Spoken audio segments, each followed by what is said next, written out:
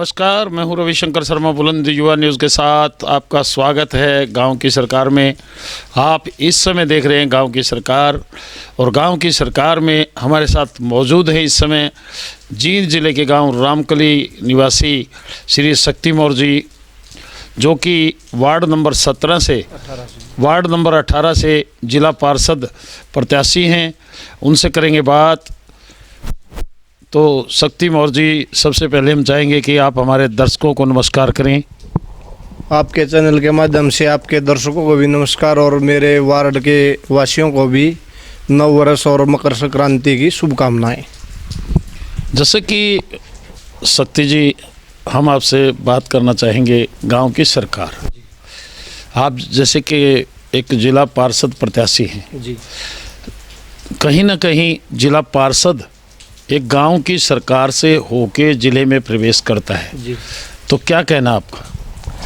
मेरा तो ये कहना है जी, जो भी अपने वार्ड में 13 गांव आते हैं, और जो हमारा पहला जिला पार्षद है वो एक बार बनने के बाद दिखाई नहीं दिया यहाँ दोबारा।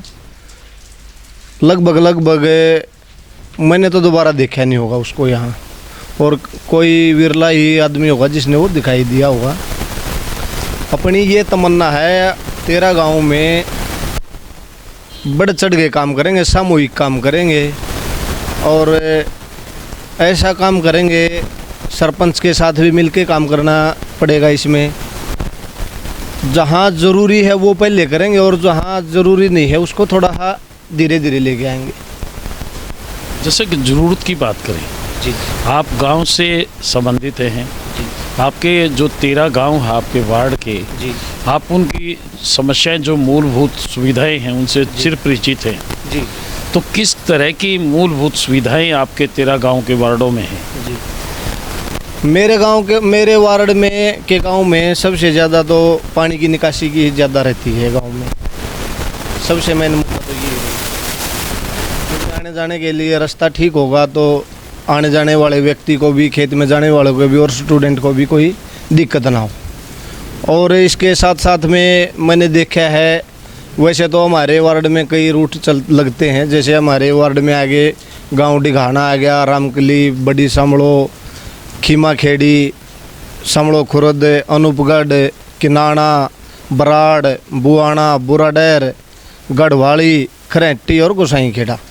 ये थोड़ा सा लंबा हो गया इस पूर्व पश्चिम में जी। तो मैं कई बार, वैसे तो मेरे को 5-6 साल हो गए बस में जाए हुए, लेकिन कभी एक बार गया था मैं 3 साल पहले, मेरे को याद है, मैं जींद गया था। उस समय छात्राएं बहुत ही तकलीफ में थी। तो मेरे को लगता है सबसे पहले एक बस रूट पे छात्राओं के लिए अलग से चलवाऊँ। और इसके साथ साथ जैसे कि आजकल युवाओं में बड़ा चार्म है, हाँ, फौज में जाने का, हाँ, खेलों के क्षेत्रों में जाने का, हाँ, या फिर पुलिस की भर्ती का जी, बड़ा चार्म देखने को मिलता है। हाँ, बिना किसी स्टेडियम के बच्चे आम रोड पे या अपनी एक जगह सुनिश्चित करके प्रैक्टिस करते हैं, योगा करते हैं अपनी फिटनेस के लिए। तो अगर बात की जाए स्टेडियम की, स्टेडियम भी मेरे ख्याल कोई बिरला गांव है जिसमें स्टेडियम है। लगभग सभी गांव में स्टेडियम हो चुके हैं।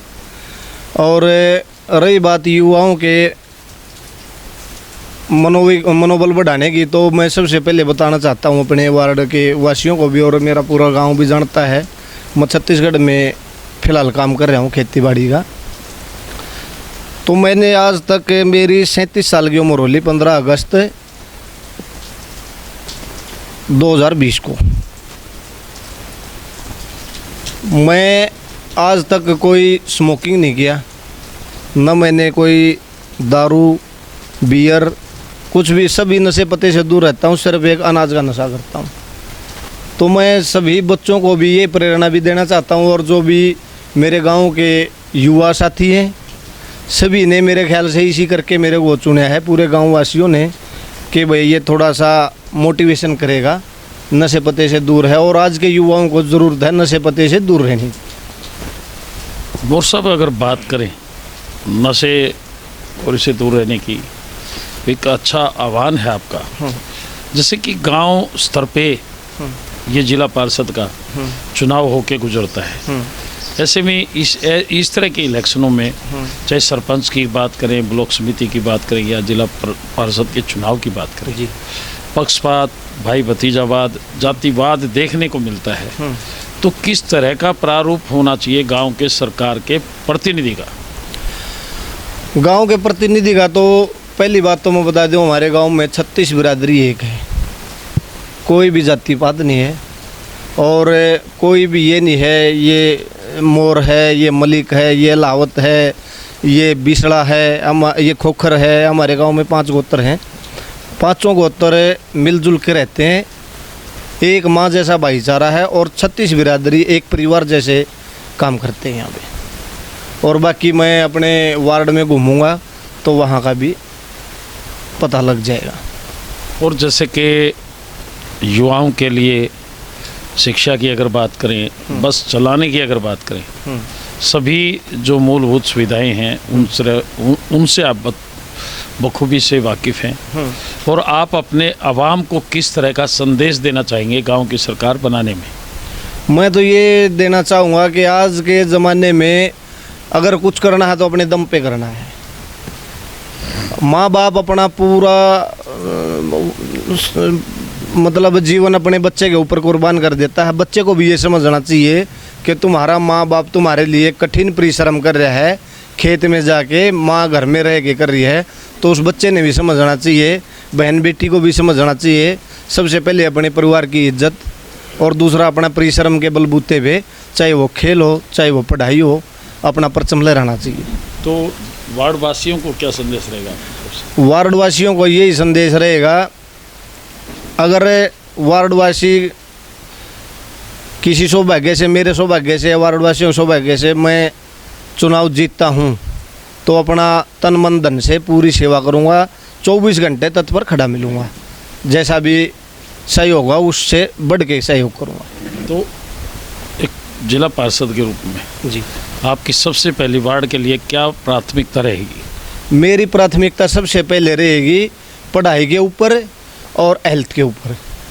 अगर हेल्थ ठीक है, मेंटलिटी बच्चा ठीक है, तो पढ़ाई अपने आप ऑटोमेटिक वो कर लेगा। पढ़ाई कर लेगा तो उसका भविष्य सुधर जाएगा। शक्ति जी, पूछना चाहेंगे जी कि कई प्रत्याशियों में तो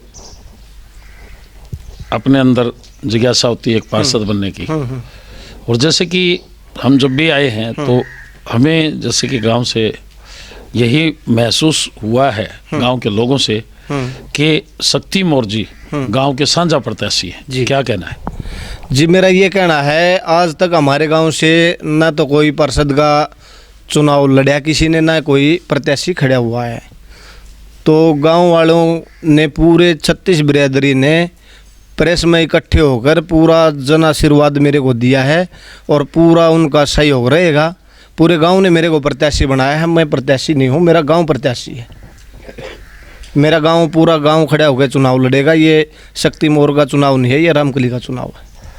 चुनाव की अगर बात करें, सर्वसम्मति से साझे प्रत्याशी जी एक बैठक में निर्णय हुआ है। शक्ति मोर जो एक सशक्त प्रत्याशी हैं वार्ड, अपने वार्ड के जिला पार्षद के, तो इस दिशा में आप गांव, लगभग 13 गांव आपके वार्ड में है, आप गए भी हैं जी, तो वहाँ पे लोगों का किस तरह का रुझान नजर आया? वहाँ का रुझान तो हमारा डेगाना लगता है, इधर हमारे से डेगाना ही रह गया, ये मान के चलो पूर्व दिशा में। तो डेगाना ग्राम से अपने खिलाफ कोई प्रत्याशी नहीं खड़ा होगा, लगभग डेगाना ग्राम का ये कहना है।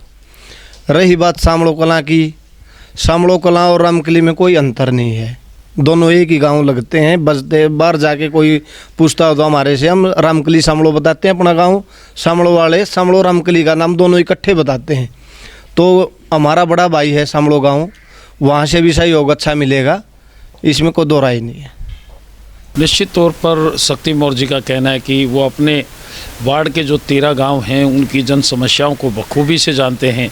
विशेष तौर पे जैसे बस चलने की बात है, शिक्षा की या रोज़गार की बात है, या फिर खेलों की बात है, इनका प्रयास रहेगा। अगर जन आशीर्वाद इनको मिलता है एक जिला पार्षद के रूप में, सबसे पहले जो गांव की मुख्यतः समस्याएं हैं, चाहे गंदे पानी की निकासी हो, शिक्षा की हो, या बस चलाए जाने की हो, या फिर खेल स्टेडियम की बात हो, वो इनकी प्राथमिकता रहेगी। आज के लिए इतना ही। देखते रहिए बुलंदशहर न्यूज़। नमस्कार।